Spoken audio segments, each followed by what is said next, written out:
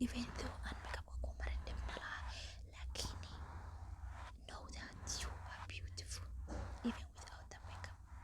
Umana baanid makeup, but if you love it, why not?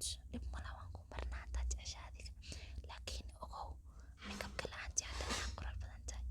You are beautiful without makeup, without anything also. Masha Allah, quruxdeeda bal fiiri. Let us start the makeup process haba macaan. Marka waxaan kugu bilaabaa haba macaan, foundationka ayaan kugu bilaabaya. Foundationkan, you see, it matches your skin so beautifully. Waa kalarkaaga weeye. Waan garanaya inaad maalinta soo booqan doonto. Marka waxaan rabaa haba macaan inaan kuu sheego intaan makeup ku maran lahayn inaan wax yar maaragtay xikmadan kugu dhaamo iyo experience-ka aan kugu dhaamo inaan kuu sheego ayaan rabay. Noloshayda in short, my life story inaan kuu sheego oo noloshayda kaaga sheekeeyo ayaan rabay. Kolka hore waxaa weeye ma ogtahay makeup yahan fara badan iyo waxyaabahan annaga maana haysanin back in the days. We did not have all these fancy things. Afaarahan badan iyo maana haysanin. Waxaa waaye waxaan iska marsan jirnay saliid macsaro maaragtay. Macsar unbaad intaad saa isku dhaqdo wax yar maaragtay unbaad saa uma marsanin. Afaarahan iyo waxanba maana haysanin. Idinka marka you are so lucky to have born in a society where makeup is easily available to you. Oo waxa kugu cunsuriyin uusan jirin oo ku dhihi waxaad makeup ka marsan iyo waxa kuu diidi uusan jirin. Waxaa weeye annaga waqtiganagi waxaan uun marsan jirnay ma garanay qasil sama garanaysid. Qasilka iyo henna iyo saliid macsarada wax ka baxsan xageeda u marsan adoo gabadha laguma ogolaan jirin. Dadka qaarkood xataa waalidka qaarkood waxay diidi jireen inaad marsato xataa henna ilaa meel lagu aroosto laguma ogolaan henna inaad marsato. Waxaa lagu dhihi jiray gabadha henna marsanaysa waa maxay. Waxaa waaye marka foundationkan weli ku wada haba macaan markaad maciishato mayna san usii fududayn mar walba yaa. Laakiin kolkaan yaraa horta inaan xasuustay inaa hooyada kuu sheegtay ma ogi. We lived in a village near Hargeysa, tuulo yar oo Hargeysa u dhow ayaan deganay. Marka life was very simple, wax walba iska fududa.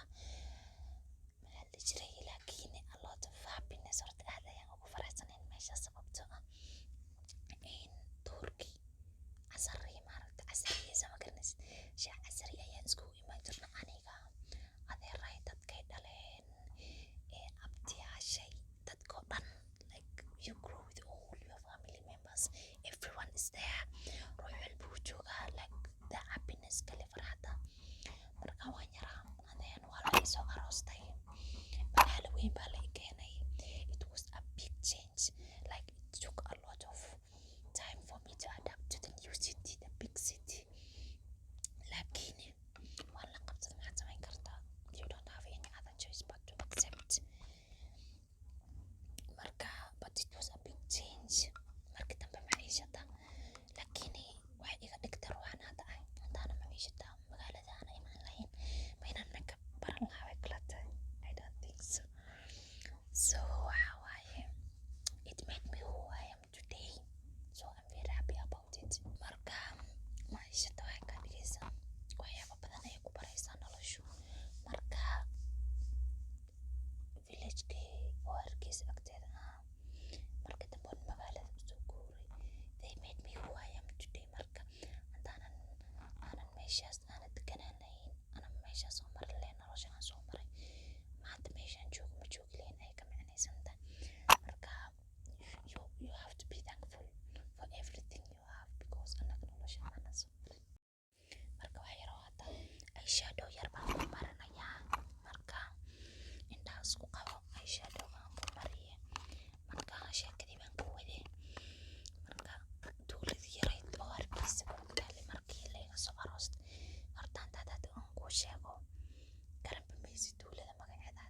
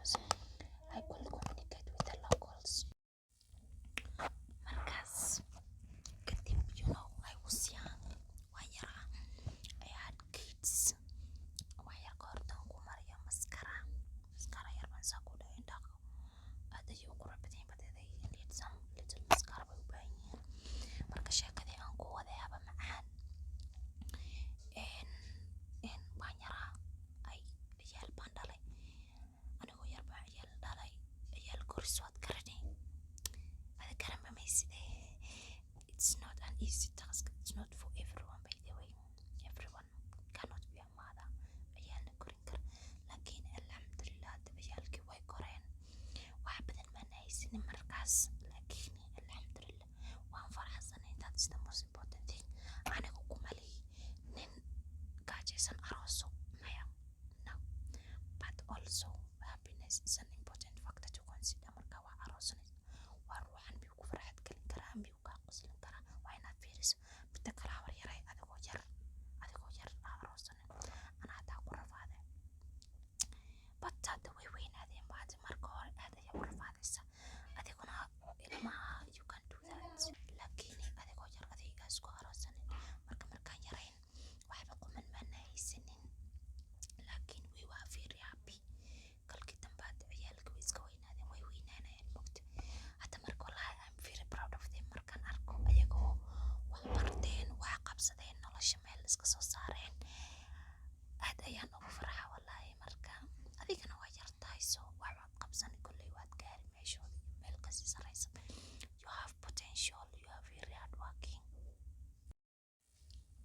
Yar lipstick yar baan ku maranayaa marka waa macaan horta kalarka soo qurxan taa wax ku sheego maciishadu noloshu ma fududa, mana adka mana fududa, kolbaad saad ka dhigata ayay noqonaysaa. Marka waxaan ku dhihi lahaa adigoo isku adkaynin nolosha, you are very strong, you remind me of my younger self. Markaan yaraa sidaad camal banaa, always curious, always helpful, hard working banaa sidaad camal, beautiful like you. See, marka habar macaan waxaan ku dhihi lahaa always sidaad waa isbedelin, you are very jovial, aad baad u farxad badan tahay mar walba noloshu waxay kusoo hordhigto ku qanacsan oo adigoo ku qanacsan noloshaada haddana strive to achieve your dreams. Maaragtay riyooyinkaaga mar walba haka harin, you know, like this lipstick the way it has kalarka suu leeyahay noloshana kalarka waa u baahantay.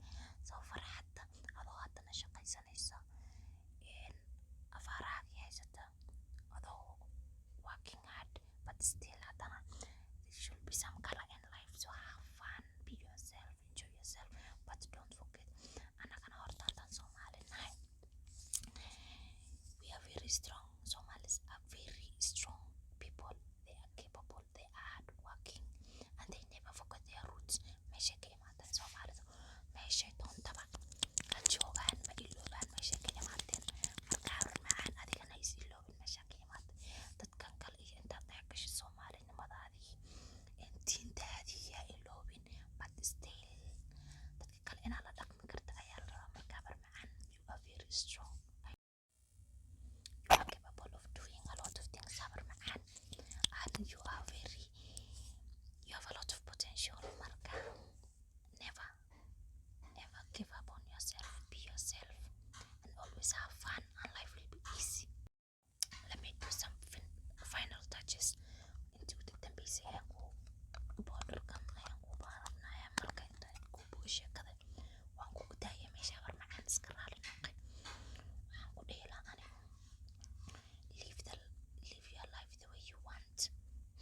Dadka kale iyana don't let others dictate your life for you. Saa rabta adiga ugu nooloo nolosha, laakiin haddana dadkaagii iyaa iloobin, dadka advice-kooda qaado, okay? You are beautiful, masha Allah, fiir balse ugu qurux badan tahay, masha Allah. Marka habar macaan waxaan ku dhihi lahaa nolosha is very easy life. Waxyaabo badan baa kugu dhici laakiin samir mar walba, have patience. Marka be consistent waxaad samaynayso, don't give up. You are strong, you can do this and you are beautiful, masha Allah, fiir si qurux badan tahay. Oh my God, markaan yaraa bay soo xasuusin Allah soo talo masaana